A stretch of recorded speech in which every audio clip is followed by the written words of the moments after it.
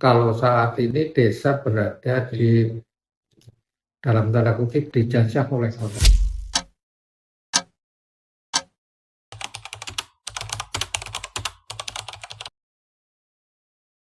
Saya tidak pernah lupa bahwa saya orang desa, baik manusianya, binatangnya maupun lingkungannya. Saya benar-benar menghayati kehidupan desa.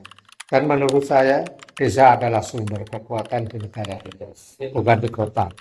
Ya, saya anggap seperti itu.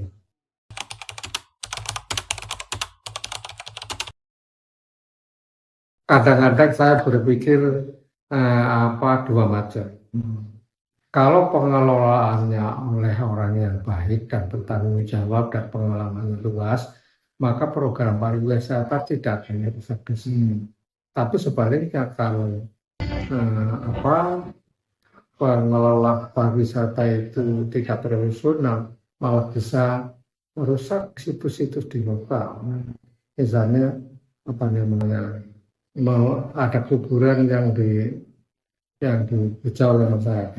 Lalu oleh pemerintah kemudian dibangun gaya modern, itu ya namanya enggak cocok sama yang gitu. Berarti dengan jawabannya jenengan barusan itu ada kaitannya dengan buku jenengan orang-orang proyek nih Pak. Ya, Itu kan betul. yang menceritakan apa tokohnya yang ada pembangunan jembatan. Ya, Nah itu apakah juga jenengan itu mengambil perspektif dari kenyataan terus jenengan mimesiskan terus oh memang seperti ini keadaan apa pripun Pak itu? ya, itu itu saya berangkat dari pengalaman yang ketika ada pembangunan jembatan yang lumayan besar. Tapi ada ironi berbuah. Jembatan itu sepertinya belum siap untuk dilewati kendaraan yang berat. Tapi ketika ada pawai suatu parpol yang berkuasa, tetap dilewati itu jembatan dan betul di bawah jembatan retak. Jadi perlu ditambal dengan teknologi yang repot sebetulnya. Nah, itu apa namanya, desa bagi saya itu memang kekuatan sebetulnya kalau tidak diganggu-ganggu oleh yang ada di atas. Tapi terus bagaimana keberadaannya? Apakah desa dan kota itu menjadi dua hal yang berbeda, berjauhan atau saling pripun, Pak?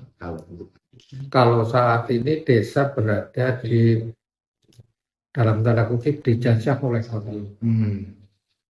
Tenaga produktifnya yang ada di desa pada lari ke kota. Nah, kemudian kota berondong desa dengan produk-produk yang apa namanya, yang tidak ramah lingkungan dan sebagainya. Jadi sekarang desa terjajah oleh baik secara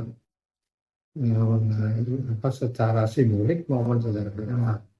Itu juga mungkin sejalan dengan pemahaman saya yang terkait bahwasannya kalau pernah kami diskusi di Solo ya Pak dengan teman-teman bahwasannya berapa banyak sih sampah plastik yang dibawa dari kota terus ke desa yang mana akhirnya kesuburan tanahnya itu menjadi hilang. Itu apakah memang dari jenengan jauh ini melihat apakah memang sebegitunya produk-produk yang dari kota ke desa itu berakibat fatal?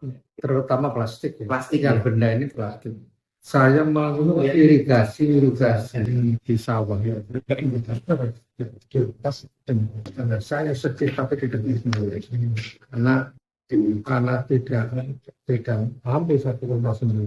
Yang kedua, pengalaman yang kedua ketika saya mancing bilang, sering sekali pendapatnya. Saya kira nyantol ikan termanya nyantol. Berarti jadi kan punya hobi mancing di laut, Pak? Oh, di laut Cilacap. Cilacap berarti ini. Oh, ya tadi ya sebulan sekali. Sebulan sekali.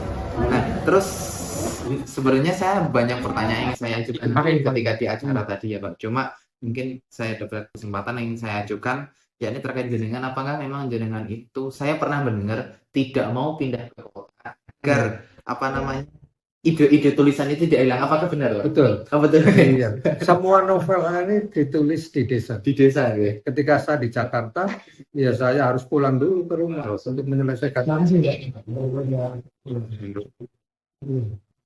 Seperti itu, nggak bisa berkarya di kota. Berarti memang memulai dari desa gitu. Ya. Tapi apakah menjadi tantangan bukan ketika katakanlah jauh nih mau ke penerbit, mau ke apa nama distributor buku dari zaman dahulu sampai sekarang, apakah itu menyulitkan Pak jenengan dalam berkarya?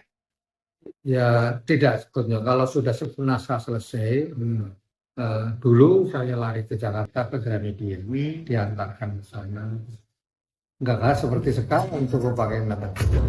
Berarti dulu jenengan juga kenal dengan Pak Jakob Utama.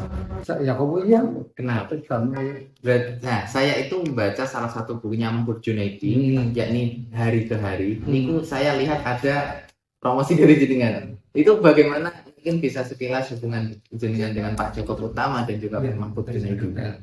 kalau Jakob Utama itu dia rupanya begitu tertarik terhadap naskah ini, naskahnya.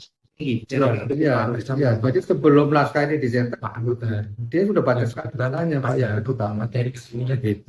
Nah kalau Mahfud itu sebenarnya kita kan sama-sama pakai luar misalnya. Dia saya puji gaya bahasa Indonesia yang bercorak gitu. Itu segar. Teman-teman segar sekali. Itu saya memang saya puji dia dalam itu. Terakhir Pak, kalau di kalangan sastrawan itu ada apa namanya kalau dalam istilah peneliti ilmiah itu ada namanya brain drain. Itu pindahnya peneliti yang pintar terus ke luar negeri. Tapi kalau di kalangan sastrawan wonten mboten Pak? Saya kira tidak ada.